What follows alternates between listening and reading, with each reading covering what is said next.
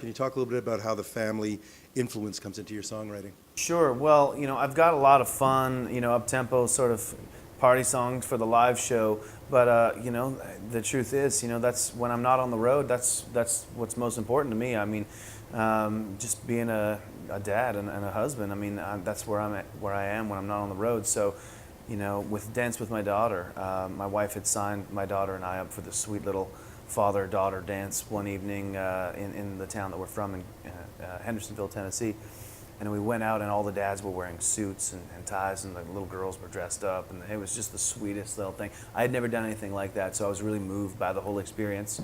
And that night, once I got home and we tucked our little girl into bed, she was 8 years old at the time, I just pulled out my guitar and I started writing this song. And now I'm getting messages on Facebook and Twitter now that the video is out.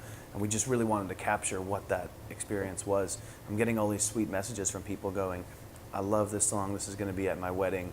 I'm going to dance with my father to this song.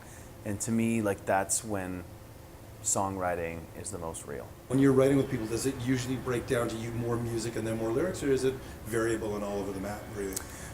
It can be a little all over the place, but for me, I will say that, that's kind of more my strong suit, is just like music and melody, and I'll tend to go, I want to find a certain kind of song. I want a song that feels like this, and so then we'll just jam on that for a while or until it feels right, and then start getting pictures of what it says or whatever. And some people are just poets. Come up with just lines that just blow my mind. That's why I love co-writing, is when I'm trying to find just what is this about, and then somebody the lyrics start coming, and then we work together on those. Yes, music and melody, because what is a song without music and the melody? You can have this beautiful poem, but if it doesn't sing or doesn't make you move, musically, then it's just words on paper. So, and it's a poem. So, I tend to gravitate a little bit more to the music and the melody and the feel side than the lyrics.